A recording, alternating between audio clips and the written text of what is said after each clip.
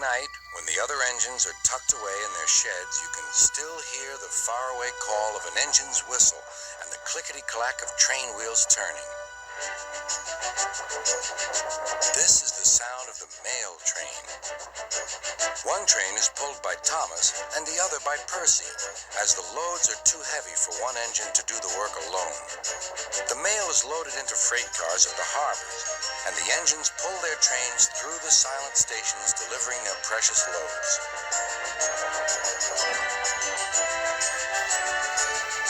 On a clear night, a big shiny moon brightens their journey, but often Thomas and Percy can't even see the stars. But whatever the weather, lamps along the track always light their way. One night, Percy was waiting at the junction. The main line train was late. At last, Henry arrived. "Sorry," he puffed. "The mail boat from the mainland was delayed." "Come on, Percy," said his driver. "Let's make up for lost time." Percy puffed along as quickly as he could, but the sun was already rising as he finished his work. "Never mind," thought Percy. "It's nice to be up and about when it's the start of a new day and there's no one else around." Percy was not alone for long.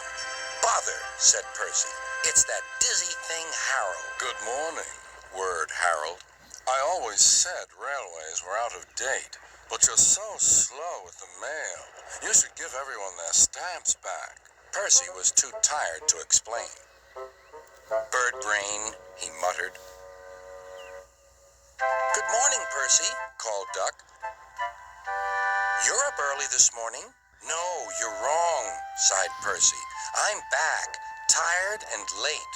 He rolled into the shed and fell asleep almost before his buffers touched the bar. His driver decided to set off early that evening. Thomas was waiting at the station. "Thank goodness I have a chance to speak to you. Driver says that the person in charge of the mail has complained to Sir Topham Hatt about the delay last night." "But that wasn't my fault," replied Percy. "I know," said Thomas, "and so does Sir Topham Hatt. But this mail person wouldn't listen. Tonight we'll just have to be quicker than ever before." The engines were just leaving when they heard a familiar buzzing. "I say, you two, there's news flying about." "Where?" puffed Percy crossly. "All over the place. They're going to scrap the mail train and use me instead. Wings work wonders, you know. Always." "Rubbish," huffed Thomas. That night, everything ran like clockwork. Thomas and Percy steamed through the stations, making good time everywhere they went.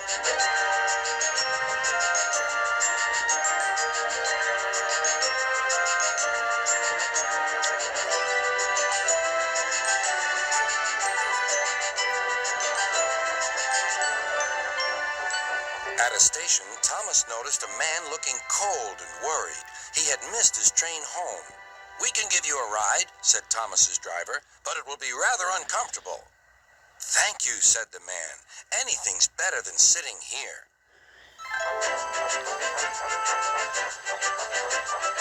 The next afternoon, Percy passed the airfield and saw Harold. "Hello, Lazy Wings. Are you too tired to fly today?" "The wind's too strong," grumbled Harold. "I've been grounded." "You need rails," laughed Percy. "They work wonders, you know. Always." That night, Sir Topham Hatt showed the two engines a letter. It was from the man who missed his train. "He thinks you are both splendid, and everyone says that the mail train is the pride of the line."